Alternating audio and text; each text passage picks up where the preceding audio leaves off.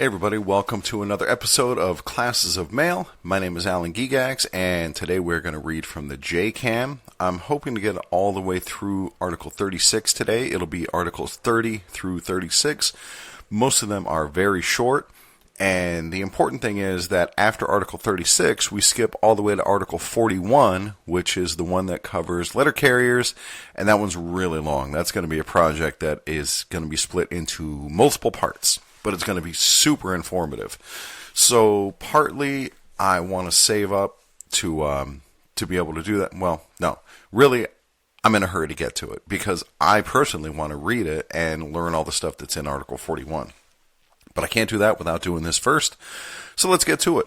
Article 30 is local implementation. Article 30 of the national agreement enables the local parties to negotiate over certain work rules and other terms and conditions of employment. Since the start of full postal collective bargaining in 1971, most of letter carriers' contractual rights and benefits have been negotiated at the national level. However, some subjects have been left to the local parties to work out according to their own preferences and particular circumstances. A period of local implementation has followed the completion of each national agreement.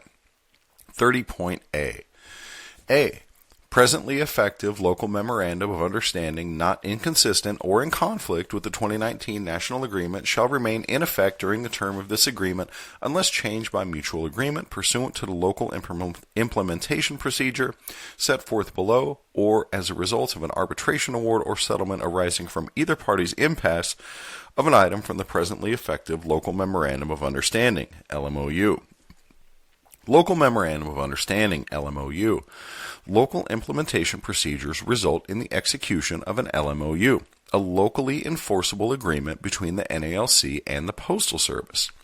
Article 30.A provides that a currently effective LMOU remains in effect during the term of the new national agreement unless the parties change it through subsequent local implementation or the related impasse procedures. It states that the rule that no provision of an LMOU may be, quote, inconsistent or in conflict, end quote, with the national agreement. Oh, it states the rule that no provision can be inconsistent or in conflict. This means that an LMOU may add to the national agreement's rules but may not contradict them. An LMOU may not, for example, alter the Article 9 wage provisions or the Article 8 overtime rules. See the discussion under the National Memorandum of Understanding on Local Implementation below concerning claims that an LMOU provision is inconsistent or in conflict with the national agreement. As indicated in items 6 and 7 of the MOU, the parties' rights to challenge provisions as inconsistent or in conflict are limited. 30.B. B. There shall be a 30-day period of local implementation to commence April 29, 2021 on the 22 specific items enumerated below, provided that no LMOU may be inconsistent with or vary the terms of the 2019 national agreement. 30-day period. Local negotiations take place during a 30-day local implementation period following the completion of each national agreement.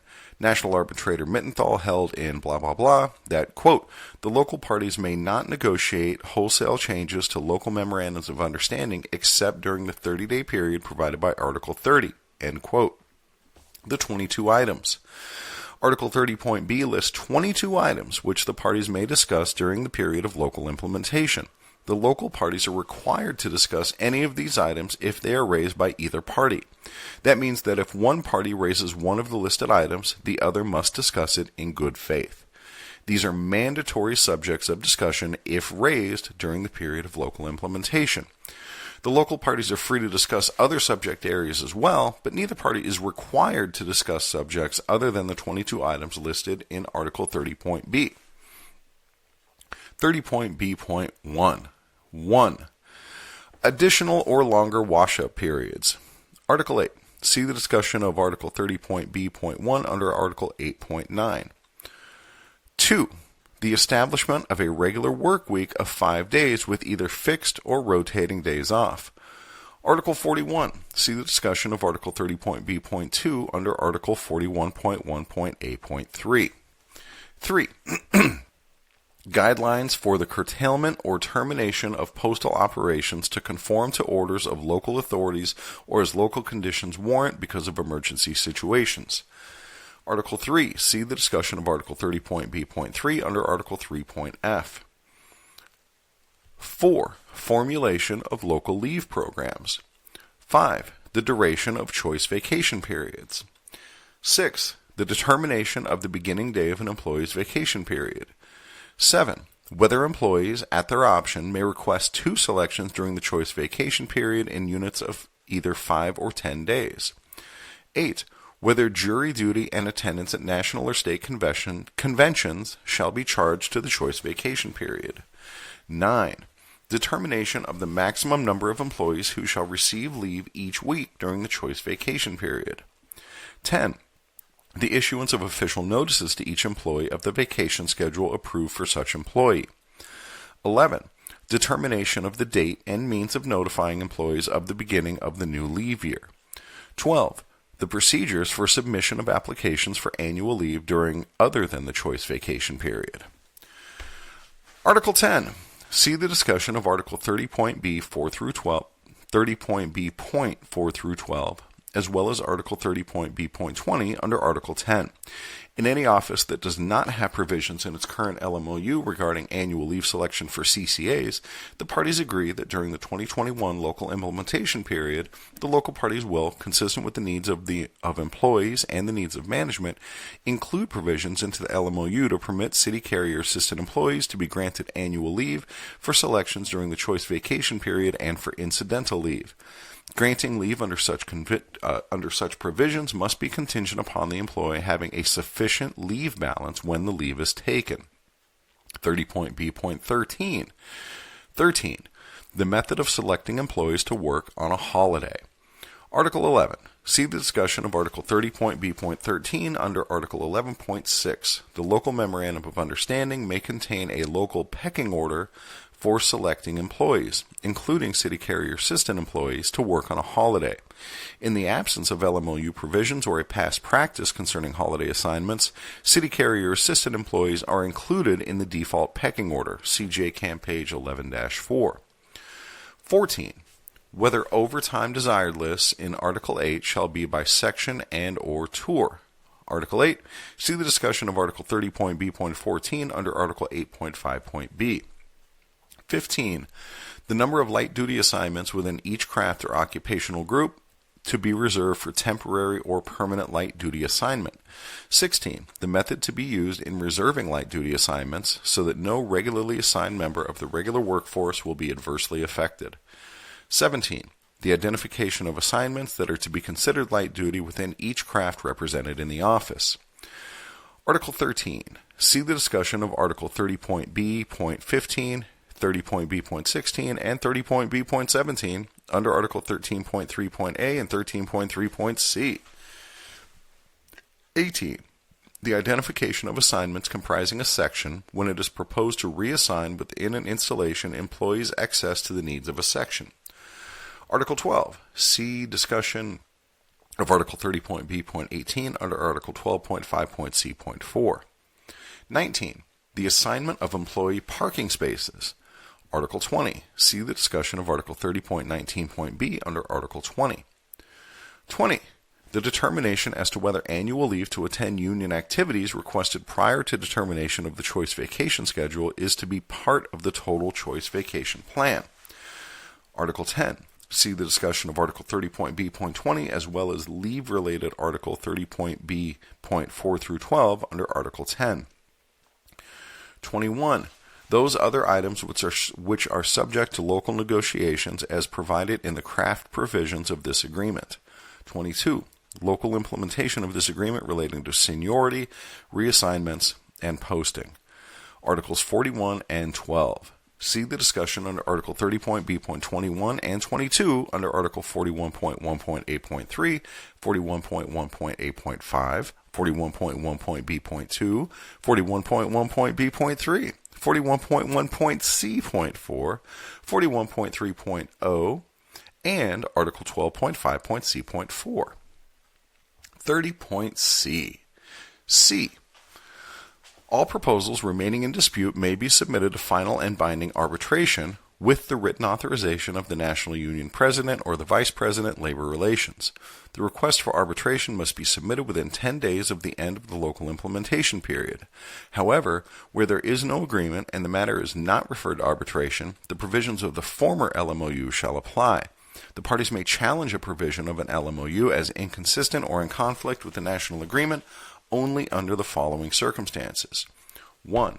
Any LMOU provisions added or modified during one local implementation period may be challenged as inconsistent or in conflict with the national agreement only during the local implementation period of the successor national agreement. 2. At any time a provision of an LMOU becomes inconsistent or in conflict as the result of a new or modified provision of the national agreement. 3. At any time a provision of an LMOU becomes inconsistent or in conflict as a result of the amendment or modification of the national agreement subsequent to the local implementation period. In such case, the party declaring a provision inconsistent or in conflict must provide the other party a detailed, written explanation of its position during the period of local implementation, but no later than 7 days prior to the expiration of that period.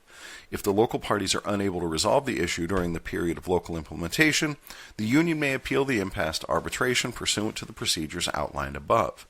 If appealed, a provision of an LMOU declared inconsistent or in conflict will remain in effect unless modified or eliminated through arbitration decision or by mutual agreement. See memo page 219. Impasses. Certain subjects of local implementation may be impassed. That is, when an impasse, a failure to reach an agreement in local negotiations, occurs, the union or management may appeal the dispute for resolution in final and binding arbitration subject to certain rules. Rules on which sorts of proposals may be impassed are set forth under Article 30.F. The detailed rules for processing impasses are contained in a National Memorandum of Understanding on Local Implementation below. Note that the time limits in the memorandum supersede the time limit specified in Article 30.C. D. An alleged violation of the terms of an LMOU shall be subject to the grievance arbitration procedure. An LMOU is enforceable. After the LMOU is negotiated and signed, all of its provisions may be enforced through the grievance procedure, both those provisions within the 22 items and those. Let me just read that again. An LMOU is enforceable. After the LMOU is negotiated and signed, all of its provisions may be enforced through the grievance arbitration. All of its provisions may be enforced through the grievance procedure, both those provisions within the 22 items and those outside the 22 items. That's better. E. When installations are consolidated or when a new installation is established, the party shall conduct a 30-day period of local implementation pursuant to Section B. All proposals remaining in dispute may be submitted to final and binding arbitration with the written authorization of the National Union President or the Vice President, Labor Relations. The request for arbitration must be submitted within 10 days of the end of the local implementation period. New or consolidated installations. Article 30.E provides for a new period of local implementation upon the consolidation of installations or the creation of a new one. F. Where the Postal Service, pursuant to Section C, submits a proposal remaining in dispute to arbitration, which proposal seeks to change a presently effective LMOU, the Postal Service shall have the burden of establishing that continuation of the existing provision would represent an unreasonable burden to the USPS. See memo page 138. What may be impassed? The interest arbitrator who determined the provisions of the 1994 National Agreement imposed certain changes in the impasse rules for local implementation.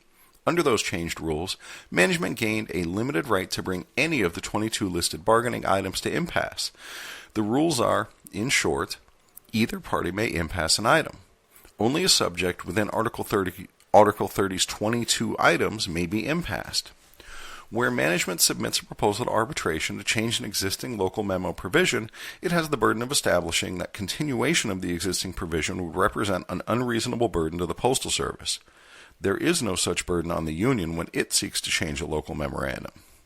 National Arbitrator Mittenthal, in decision blah blah blah, ruled that management may not impasse a subject that is outside the 22 items.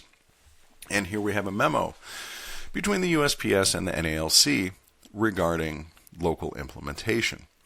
It is hereby agreed by the United States Postal Service and the NALC that the following procedures will apply to the implementation of Article 30 during the 2019 local implementation period. 1. 2019 local implementation will commence on April 29, 2021 and terminate on May 28, 2021. 2. In the event that any issues remain in dispute at the end of the 30-day local implementation period, each party shall identify such issues in writing. Initialed copies of this written statement and copies of all proposals and counterproposals pertinent to the issues in dispute will be furnished by the appropriate local party to the appropriate management official at the Labor Relations Service Center, with copies to the postmaster and the union's regional representative within 15 days of the expiration of the local implementation period. Inclusion of any matter in the written statement does not necessarily reflect the agreement of either of the parties that such matter is properly subject to local implementation. 3. The representative of the employer and the union's regional representative shall attempt to resolve matters in dispute within 75 days after the expiration of the local implementation period. The representatives of both the union and the employer will have full authority to resolve all issues still in dispute. 4. If the parties identified above are unable to reach agreement by the end of the 75-day period provided for above, the issues may be appealed to final and binding arbitration by the National Union President or the Vice President Labor Relations within 21 days of the end of the 75-day period. 5. Where there is no agreement and the matter is not referred to the Labor Relations Service Center or to arbitration, the provisions, if any, of the former local Memorandum of Understanding shall apply. 6. LMOU items existing prior to the 2016 local implementation period may not be challenged as inconsistent or in conflict unless already subject to a pending arbitration appeal. The parties may challenge an LMOU item added or modified during a national agreement's local implementation period as inconsistent or in conflict only during the period of local implementation of the successor national agreement. 7. The national parties will establish an impasse arbitration panel in each area for all management and union impasse items appealed to final and binding arbitration pursuant to paragraph 4 above. A sufficient number of arbitrators will be selected so that all such appeals will be scheduled and heard within 120 days of receipt of the appeal to arbitration. In those areas where the impasse backlog will not allow the parties to meet these time limits, it is understood that steps will be taken to process them as expeditiously as possible. Impasse appeals addressing whether an item is inconsistent or in conflict will be scheduled prior to unreasonable burden cases. Impasse procedures. The MOU above, which has been updated in successive national agreements, sets forth the procedural rules for handling impasses from local implementation. Where the parties do not reach agreement on a subject or subjects, the impasse is submitted to higher levels of the NALC and Postal Service for settlement discussions. If the settlement discussions are not successful, the matter may be taken before a neutral arbitrator. The arbitrator hears evidence from both sides and decides what the language of the disputed LMOU provision will be. The resulting arbitration award is final and binding. Inconsistent or in conflict. LMOUs must agree with the national agreement. That is, no LMOU provision may be inconsistent or in conflict with the national agreement. However, the 2001 National Agreement contained new language in Article 30.c and the Article 30 Memorandum, which now limits the parties' rights to challenge existing LMOU provisions on the grounds that they are inconsistent or in conflict with the national agreement. Under the current rules, LMOU items existing prior to the 2019 local implementation period may not be challenged as inconsistent or in conflict unless one of the following conditions was met. 1. The provision was already subject to a pending arbitration appeal as of March 8, 2021. 2. The provision becomes inconsistent or in conflict as a result of a new or modified provision of the national agreement. 3. The provision becomes inconsistent or in conflict as a result of an amendment or a modification of the national agreement after the implementation period. However, challenges under Article 30.c.2 or 30.c.3 must be made during the local implementation period following the change to the national agreement. LMOU items added or modified during the 2021 local implementation will not be subject to challenge on the grounds they are inconsistent or in conflict with the national agreement, except as a result of new or modified provisions of the national agreement, until the period of local implementation of the 2023 national agreement. Next, we have another memo regarding CCA annual leave.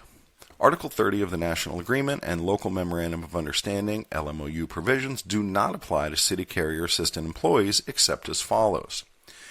In any office that does not have provisions in its current LMOU regarding annual leave selection for CCAs, the parties agree that during the 2021 local implementation period, the local parties will, consistent with the needs of employees and the needs of management, include provisions into the LMOU to permit city carrier assistant employees to be granted annual leave selection during the choice vacation period and for incidental leave.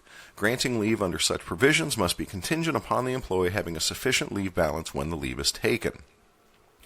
In the event a proposal on this subject is appealed through the Article 30 impasse procedure, prior to a request for arbitration, such disputes will be referred to an alternate dispute resolution team established by the national parties. The expectation is that the ADR team will reach an agreement that will allow city carrier assistants to plan for leave use while accounting for city carrier assistant absences, including during scheduled 5-day service breaks. Any office that currently has provisions in its LMOU regarding annual leave selection for CCAs will continue such provisions, unless modified during the upcoming local implementation period. Any impasses that arise under this paragraph will be processed in accordance with Article 30 of the National Agreement. And here we have the final memo in this article regarding arbitration scheduling procedures, LMOU. The parties agree to the following concerning the scheduling of local memorandum of understanding impasse arbitration cases during the term of this agreement. 1. LMOU impasses from each installation will be heard by the same arbitrator. 2. It is expected that multiple impasse items from an LMOU will be heard on each arbitration date. This agreement expires with the 2019 collective bargaining agreement. I want to step back here for a sec to talk about that. So you guys are all well aware that as I'm recording this, we are still in contract negotiations that are now well past the expiration of the current contract. And the new contract will, by its very nature, have new provisions. But as I understand it, most of what's in the JCAM doesn't change. So what I plan to do is keep reading this until we get a new contract. And then when we get the new contract, I'll read the new JCAM when it becomes available, if it comes out before I finish reading the contract, and then I'll go back and go through any changes that may be reflected by the new negotiation. But most of this language is going to stand, and knowing the contract now is useful, even though we'll have a new contract coming, because again, most of this is not going to change. Like Article 31, I don't really expect anything in here to change, but who knows. Article 31 is on union management cooperation. 31.1, Section 1, Membership Solicitation. The union may, through employees employed by the employer, solicit employees for membership in the union and receive union dues from employees in non-work areas of the employer's premises, provided such activity is carried out in a manner which does not interfere with the orderly conduct of the employer's operation. Organizing and dues collection on postal premises. Article 31.1 gives NALC representatives the right to engage in membership organizing and to collect dues from members in non-work areas of postal facilities. Article 31.2, Section 2, Computer tapes. The employer shall, on a biweekly basis, provide the union at its national headquarters the information set forth in the Memorandum of Understanding regarding Article 31, encrypted/password protected electronic file exchange. If electronic file exchange is unavailable, the information will be provided by disk. Bargaining unit information. Article 31.2, supplemented by the more specific description of information in the Memorandum of Understanding on Bargaining Information, requires the Postal Service to provide detailed information about each member of the letter carrier bargaining unit represented by the NALC. The NALC uses this information to conduct its representative functions and administer its membership information system. 31.3, Section 3, Information. The employer will make available for inspection by the union all relevant information necessary for collective bargaining or the enforcement, administration, and interpretation of this agreement, including information necessary to determine whether to file or to continue the process of a grievance under this agreement. Upon the request of the union, the employer will furnish such information provided. Upon the request of the union, the employer will furnish such information, provided, however, that the employer may require the union to reimburse the USPS for any costs reasonably incurred in obtaining the information. Requests for information relating to purely local matters should be submitted by the local union representative to the installation head or designee. All other requests for information shall be directed by the national president of the union to the vice president, labor relations. Nothing herein shall waive any rights the union may have to obtain information under the National Labor Relations Act as amended. The preceding article, Article 31, shall apply to city carrier assistant employees. Information. Article 31.3 provides that the Postal Service will make available to the union all relevant information necessary for collective bargaining or the enforcement, administration, or interpretation of the agreement, including information necessary to determine whether to file or to continue the processing of a grievance. It also recognizes the union's legal right to employer information under the National Labor Relations Act.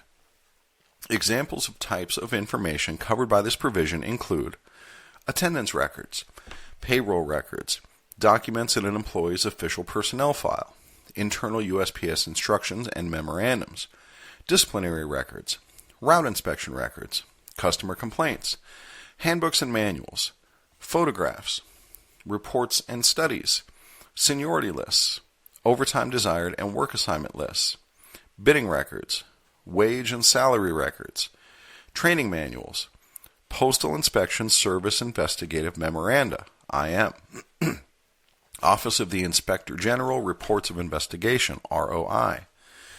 To obtain employer information, the union need only give a reasonable description of what it needs and make a reasonable claim that the information is needed to enforce or administer the contract.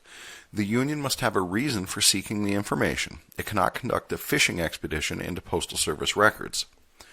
Settlements and arbitration awards have addressed the union's entitlement to information in certain specific areas. For example, the union has a right to any and all information which the employer has relied upon to support its position in a grievance. And there's a citation here. Note that the union also has an obligation to provide the Postal Service with information it relies upon in a grievance. Article 15. The union is also entitled to medical records necessary to investigate or process a grievance, even without an employee's authorization, as provided for in Handbook AS-353, Guide to Privacy, the Freedom of Information Act, and Records Management, and by Articles 17 and 31 of the National Agreement. If requests for copies are part of the information request, then USPS must provide the copies. And there's a citation here. A national pre-arbitration settlement established that if the union provides the Postal Service with a list of officers and stewards, the Postal Service must indicate which, if any, applied for a supervisory position within the previous 2 years. There's a citation here. When the union is provided with information, for example medical records, it is subject to the same rules of confidentiality as the Postal Service. Cost. The costs which management may charge the NALC for providing information are governed by Handbook AS-353, Guide to Privacy, the Freedom of Information Act, and Records Management, Section 4-4.13. While following Step 4 resolutions, While the following Step 4 resolutions cite the ASM, they are applicable to the AS-353, and there's some citations here. Currently, the AS-353, Section 4-4.13, provides for a waiver of information fees for 1.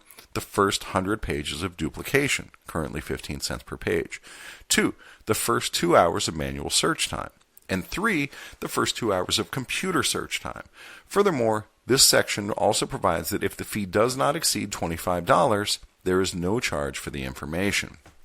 Additionally, the parties have agreed that if search fees apply to information requests from the union pursuant to Handbook AS-353, Section 4-6.5, and the, quote, computer personnel, end quote, cost involves, quote, operator time, end quote, and the, I'm not going to bother with these quotes. If management asks the union for information and the computer personnel cost involves operator time and the computer processing is PC usage, the Postal Service will not charge the union at the higher computer personnel or computer processing rate only because the PC reads stored data from a mainframe computer. And there's a citation here. Dude, if you want to read it, have fun. Next, here's another memorandum regarding bargaining information. Pursuant to the provisions of Article 31 of the National Agreement between the United States Postal Service and the National Association of Letter Carriers, AFL-CIO, the employer shall, on a biweekly basis, provide the union with the following information on those in the city letter carrier bargaining unit by either encrypted/password protected electronic file exchange. If electronic file exchange is unavailable, the information will be provided by disk. And there's a list of 36 items here that the post office provides on all these carriers. Things like your name, your address, your social security number, and a bunch of other stuff, occupational code. If you want to see the list, it is on page 31-4. And that ends Article 31. Article 32, subcontracting. 32.1.A, Section 1, General Principles. A. The employer will give due consideration to public interest, cost, efficiency, availability of equipment, and qualification of employees when evaluating the needs to subcontract. Factors. Article 32.1.A sets forth 5 factors which the employer must give due consideration when evaluating the need to subcontract. 32.1.B. B. The employer will give advance notification to the union at the national level when subcontracting, which will have a significant The employer will give advance notification to the union at the national level when subcontracting, which will have a significant impact on bargaining unit work, is being considered, and will meet to consider the union's view on minimizing such impact. No final decision on whether or not such work will be contracted out will be made until the matter is discussed with the union. Notification and consultation. Article 32.1.b provides that the Postal Service will provide advance notice to the NALC at the national level when subcontracting is being considered, quote, which will have a significant impact on bargaining unit work, end quote. In those qualifying circumstances in which the impact is significant on the bargaining unit, the Postal Service will meet with the union at the national level to discuss its views on how to minimize the impact prior to making a decision. No decision will be made pending consultation with the union. 32.1.c. C. The employer and the union agree that upon the request of the NALC president, the employer will furnish relevant cost information prior to the commencement or renewal of any contract delivery route which performs service formerly performed in a particular installation by a city letter carrier. The employer's decision as to whether to commence or renew the contract delivery route will be made on a cost-effective basis. Information. When it is decided to subcontract pursuant to a local initiative, the NALC national president may request and be provided the relevant cost information upon which the decision to subcontract was made. The request may be made for a new contract or a renewed contract on a route that was formerly serviced by the city letter carrier craft. I bet that means formerly serviced. I bet that's a typo. By the city letter carrier craft. Additional information beyond cost information thought by a branch to be relevant and necessary for the processing of agreements on this level of subcontracting initiative should be requested by the local branch authorized to represent the affected delivery unit. It is the responsibility of local management initiating the action to respond to this request. This section also establishes the criterion that the employer's decision is to be made on, quote, a cost-effective basis, end quote. 32.2. Section 2, Joint Committee. A joint committee is established at the national level to study the problems in this area, leading towards a meaningful evolutionary approach to the issue of subcontracting. The preceding article, Article 32, shall apply to city carrier assistant employees. And here's a memo between the USPS and the NALC regarding Article 32 Committee. The Joint Committee established pursuant to Article 32.2 shall be tasked with reviewing existing policies and practices concerning the contracting out of mail delivery. The committee shall seek to develop a meaningful evolutionary approach to the issue of subcontracting, taking into account the legitimate interests of the parties and relevant public policy considerations. The committee shall have reasonable access to all relevant data maintained by the Postal Service and may seek and obtain data and information from other relevant sources. The parties agree that if the National Rural Letter Carriers Association seeks to participate in the work of the committee, it will be permitted to do so. The committee shall complete its study within 6 months of the ratification of the 2006 National Agreement, unless the parties mutually agree to extend this deadline. Pending final resolution of the work of the committee, all grievances pertaining to subcontracting which are pending at the national level shall be held in abeyance. If the work of the committee does not result in a mutually agreeable approach to subcontracting, the union may submit any of its pending national level grievances pertaining to subcontracting to rights arbitration in accordance with the existing provisions of the national agreement. In addition, beginning with the ratification of the 2006 National Agreement, there will be a 6-month moratorium on any new subcontracting of delivery in offices in which city letter carriers are currently employed. This moratorium does not include any in-growth or new growth on current rural routes. Contracts in existence as of the date of the execution of this MOU may be maintained or renewed in offices that are not exclusively city delivery. Date September 11, 2007. And here's another memo regarding subcontracting. The substantial changes in workforce and compensation reflected in the 2006 National Agreement have been negotiated by the parties in the spirit of a long-term partnership. Consistent with this basic understanding, the parties have agreed to some restrictions on the subcontracting of letter carrier work.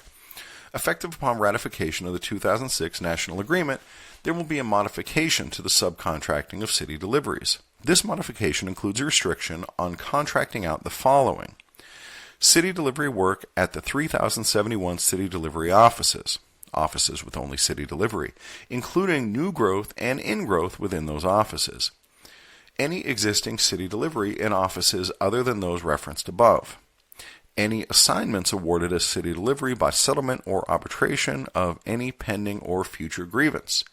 The above restrictions shall be in effect for the duration of the 2019 National Agreement unless extended by mutual agreement. And here's another memo. This one is about subcontracting MOU issues. The parties recognize that in light of continuing changes in technology and the competitive environment in which the Postal Service operates, the employer cannot commit itself to the maintenance of the MOU on subcontracting on an indefinite basis, and reciprocally, the union may seek additional restrictions on subcontracting. Accordingly, while the parties' practice has been to keep in place the terms and conditions of the expired contract until a successor agreement is reached voluntarily or by interest arbitration, the Postal Service reserves its rights with regards to not continuing the MOU upon expiration of the national agreement. Likewise, the NALC reserves its rights with regard to such issue. Further, in the event that the parties do not achieve an agreement for modification or extension of the next collective bargaining agreement, and the continuation of the MOU on subcontracting is an issue to be resolved in interest arbitration, there shall be no presumption that those restrictions are to be carried forward based upon the fact that the provisions of the MOU on subcontracting have been in effect. The subcontracting modifications provided in the MOU on subcontracting are without prejudice to the positions of the parties with respect to any interpretive issue. Accordingly, the MOU shall not be admissible in any future rights arbitration except to enforce its terms. That ends that memo, and I'm pretty proud of that one because there was a word in here, reciprocally, that I never saw before, and I think I got it right the first try. All right, anyway, I think I got it wrong the second try. That doesn't matter. Moving on. Another memo between the USPS and the NALC. This one is subcontracting list of 3,071 city delivery offices. This will confirm our discussions regarding the Memorandum of Understanding regarding subcontracting included in the tentative agreement. This MOU includes restrictions on contracting out, quote, city delivery work at the 3,071 city delivery offices with only city delivery, end quote. The Postal Service has provided the union with a list of the 3,071 city delivery offices referenced above. However, the parties have not had the opportunity to mutually verify the list's accuracy. Accordingly, the parties agree that they will work together to verify the list's accuracy and will make adjustments to the list if necessary. The parties recognize that this review could result in offices being added to or subtracted from the list. The parties will undertake this review and prepare a final list as soon as practicable after ratification of the tentative agreement. Dated September 11, 2007. After further review by the parties pursuant to the preceding letter of intent regarding MOU regarding subcontracting, list of 3,071 city delivery offices, the following list identifies approximately 3,580 city delivery offices covered by the Memorandum of Understanding regarding subcontracting. This list is intended to represent all city delivery offices, delivery units that have city delivery routes but do not have rural routes, as of September 11, 2007. The parties agreed to discuss and make adjustments to the list, if necessary, consistent with that intent. So now I'm going to read to you all 3,580 offices, starting with Alaska. Anchorage, we have Eastchester, Elmendorf Air Force Base. No, I'm not really going to read all these. If you want to see the big old list, it goes from page 32-4, and I'm just going to scroll down here, 32-4, all the way to scrolling, all the way to page 32-15. So I'm going to skip all that. That ends Article 32, and we're going to go on to Article 33, promotions. Hopefully this is about like advertising and giving away coupons and stuff, but I bet that's not the kind of promotions they mean. 33.1, Section 1, General Principles. The employer agrees to place particular emphasis upon career advancement opportunities. First opportunity for promotions will be given to qualified career employees. The employer will assist employees to improve their own skills through training and self-help programs, and will continue to expand the Postal Employee Development Center concept. Principles. Article 33.1 requires that the Postal Service provide qualified career employees the opportunity for promotions prior to hiring new employees. Furthermore, this section obligates the Postal Service to assist employees seeking advancement through training and self-help programs. 33.2, Section 2, Craft Promotions. When an opportunity for promotion to a craft position exists in an installation, an announcement shall be posted on official bulletin boards soliciting applications from employees of the appropriate craft. Craft employees meeting the qualifications for the position shall be given first consideration. Qualifications shall include, but not be limited to, availability to perform the job, merit, experience, knowledge, and physical ability. Where there are qualified applicants, the best qualified applicant shall be selected. However, if there is no appreciable difference in the qualifications of the best of the qualified applicants, and the employer selects from among such applicants, seniority shall be the determining factor. Written examination shall not be controlling in determining qualifications. If no craft employee is selected for the promotion, the employer will solicit applications from all other qualified employees within the installation. Promotion of positions enumerated in the craft article of this agreement shall be made in accordance with such article by selection of the senior qualified employee bidding for the position. Craft promotions. The second paragraph of Article 33.2 provides that all letter carrier craft positions must be filled by seniority in accordance with the provisions of Article 41. There are no best qualified positions in the letter carrier craft, so the first paragraph of Section 2 does not apply to the filling of letter carrier craft positions. However, it does apply to letter carriers seeking best qualified positions in other crafts. 33.3, Section 3, Examinations. When an examination is given, there shall be no unreasonable limitation on the number of examinations that may be taken by an applicant. Examinations. Management may not unreasonably limit the number of examinations an employee applicant may take. However, it does not require management to allow employees to take examinations on the clock. And thus ends Article 33. We move on to Article 34, Work and/or Time Standards. A. The principle of a fair day's work for a fair day's pay is recognized by all parties to this agreement. B. The employer agrees that any work measurement systems or time or work standards shall be fair, reasonable, and equitable. The employer agrees that the union concerned through qualified representatives The employer agrees that the union concerned, through qualified representatives, will be kept informed during the making of time or work studies which are to be used as a basis for changing current or instituting new work measurement systems or work time standards. That whole paragraph had that whole sentence had no commas. And, dude, the commas, maybe we should post that as a bargaining point or whatever at the next national convention. Like, there should be a comma committee to go in here and add freaking commas. All right, moving on. The employer agrees that the national president of the union may designate a qualified representative who may enter postal installations for purposes of observing the making of time or work studies, which are to be used as the basis for changing current or instituting new work measurement systems or work or time standards.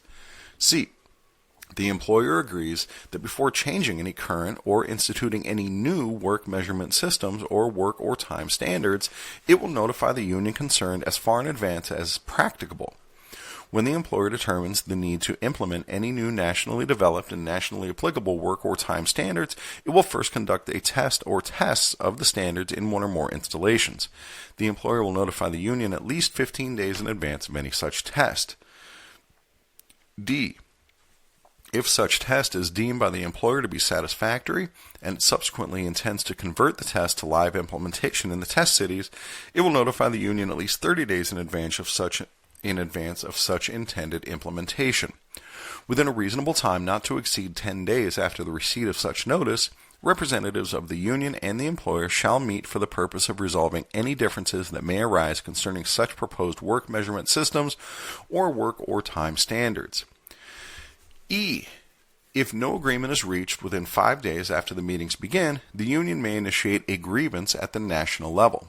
If no grievance is initiated, the employer will implement the new work or time standards at its discretion. If a grievance is filed and is unresolved within 10 days and the union decides to arbitrate, the matter must be submitted to priority arbitration by the union within 5 days. The conversion from a test basis to live implementation may proceed in the test cities except as provided in paragraph I. F. The arbitrator's award will be issued no later than 60 days after the commencement of the arbitration hearing. During the period prior to the issuance of the arbitrator's award, the new work or time standards will not be implemented beyond the test cities, and no new tests of the new standards will be initiated. Data gathering efforts or work or time studies, however, may be conducted during this period in any installation. G. The issue before the arbitrator will be whether the national concepts involved in the new work or time standards are fair, reasonable, and equitable. H. In the event the arbitrator rules that the national concepts involved in the new work or time standards are not fair, reasonable, and equitable, such standards may not be implemented by the employer until they are modified to comply with the arbitrator's award. In the event the arbitrator rules that the national concepts involved in the new work or time standards are fair, reasonable, and equitable, the employer may implement such standards in any installation. No further grievances concerning the national concepts involved may be initiated. I. After receipt of notification provided for in paragraph D of this article, the union shall be permitted through qualified representatives to make time or work studies in the test cities. The union shall notify the employer within 10 days of its intent to conduct such studies. The union shall not exceed 150 days from the date of such notice, during which time the employer agrees to postpone implementation in the test cities for the first 90 days. There shall be no disruption of operations or of the work of employees due to the making of such studies. Upon request, the employer will provide reasonable assistance in making the study, provided, however, that the employer may require the union to reimburse the USPS for any costs reasonably incurred in providing such assistance. Upon request, the union representative shall be permitted to examine relevant available technical information, including final data worksheets that were used by the employer in the establishment of the new or changed work or time standards. The employer is to be kept informed during the making of such union studies, and upon employer's request, the employer shall be permitted to examine the relevant available technical information, including final data worksheets relied upon by the union. The preceding article, Article 34, shall apply to city carrier assistance. And next we have Article 35, Employee Assistance Program. 35.1, Section 1, Programs. The employer and the union express strong support for programs of self-help. The employer shall provide and maintain a program which shall encompass the education, identification, referral, guidance, and follow-up of those employees affected by the disease of alcoholism and or drug abuse. When an employee is referred to the EAP by the employer, the EAP staff will have a reasonable period of time to evaluate the employee's progress in the program. This program of labor management cooperation shall support the continuation of the EAP for alcohol, drug abuse, and other family or personal problems at the current level. An employee's voluntary participation in the EAP for assistance with alcohol and or drug abuse will be considered favorably in disciplinary action proceedings. Employee Assistance Program, EAP. Article 35.1 affirms the parties' continued joint support for a national program of employee counseling for alcohol or drug abuse, as well as for other types of family or personal problems. EAP provides free, confidential counseling to all postal employees and their family members by trained outside professionals. Confidentiality. Confidentiality is the cornerstone of EAP counseling. EAP counselors are bound by very strict codes of ethics as well as federal and state laws, requiring that information learned from counseled employees remains private. EAP counselors have licenses and advanced degrees in their fields of expertise. Management officials and union officials have no right to breach the confidentiality of EAP counseling sessions. What an EAP counselor learns in confidential counseling sessions or other treatment of an employee may be released only with the employee's completely voluntary written consent, except in limited circumstances provided for in ELM Section 944.4. Referral. EAP counselor services are available through voluntary self-referrals to letter carriers and their family members. A management official may also refer an employee to EAP. However, participation is entirely voluntary. Currently, the national contact number for such self-referrals is 1-800-EAP-4U or 1-800-327-4968. Additional information is also available at the website www.eap4u.com. That's the number 4. 35.2, Section 2, Joint Committee. For the term of the 2019 National Agreement, the employer and the union agree to establish at the national level a National EAP Committee. The committee will have responsibility for jointly assessing the effectiveness of EAPs operating inside and outside the USPS and for developing on an ongoing basis the general guidelines with respect to the level of services and the mechanisms by which the services will be provided. The committee is not responsible for day-to-day administration of the program. The committee shall convene at such times and places as it deems appropriate during the term of the 2019 National Agreement. No action or recommendation may be taken by the committee except by consensus of its members. In the event that the members of the committee are unable to agree within a reasonable time on an appropriate course of action with respect to any aspect of its responsibility, the Vice President, Labor Relations, and the National Union President shall meet to resolve such issues. The committee is authorized to obtain expert advice and assistance to aid its pursuit of its objectives. The apportionment of any fees and expenses for any such experts shall be by consensus of the committee. The employer and the union agree that they will cooperate fully at all levels toward achieving the objectives of the EAP. This joint effort will continue for the term of the 2019 National Agreement. The preceding article, Article 35, shall apply to city carrier assistant employees. National EAP Committee. The Joint National EAP Committee oversees the National EAP program, assessing program effectiveness and providing overall policy guidance. The committee takes action only through a consensus of its members. NALC officials participate in EAP matters at both the national and local levels, Article 35.2. The Joint National EAP Committee administers the EAP at the national level. Within each of the Postal Service's customer service districts, a Joint Labor Management Advisory Committee oversees the process. The committee, which meets at least quarterly, has both union and management representatives. Except in those districts specifically designated by the National EAP Committee, EAP counseling is provided through a contract between the Postal Service and the selected service supplier. And finally, Article 36, the end. Credit unions and travel. 36.1, Section 1, Credit unions. In the event that the union or its local unions, whether called branches or by other names, presently operate or shall hereafter establish and charter credit unions, the employer shall, without charge, authorize and provide space, if available, for the operation of such credit unions in federal buildings in other than workroom space. Any postal employee who is an employee of any such credit union or an officer, official, or board member of any such credit union shall, if such employee can be spared, granted annual leave or leave without pay at the option of the employee for up to 8 hours daily to perform credit union duties. Section 2. Travel, subsistence, and transportation. A. The employer shall continue the current travel, subsistence, and transportation program. B. Employees will be paid a mileage allowance for the use of privately owned automobiles for travel on official business when authorized by the employer, equal to the standard mileage rate for use of a privately owned automobile as authorized by the General Services Administration, GSA. Any change in the GSA standard mileage rate for use of privately owned automobile will be put into effect by the employer within 60 days of the effective date of the GSA change. The preceding article, Article 36, shall apply to city carrier assistant employees.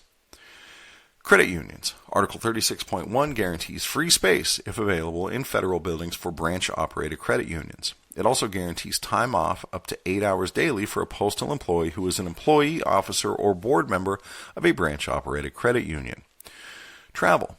Article 36.2.a continues the current travel, subsistence, and transportation program, which includes the regulations contained in ELM Section 438 and Handbook F15, Travel and Relocation.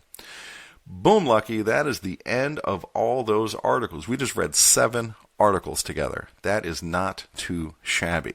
And the next one is Article 41, the letter carrier craft. And oh my God, there is so much good information in there.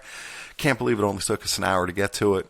So pretty soon, I'll start reading Article 41. I don't know how I'm going to divide it up. I'll probably just read until I get worn out. But that is tomorrow's problem. Today, this podcast is over.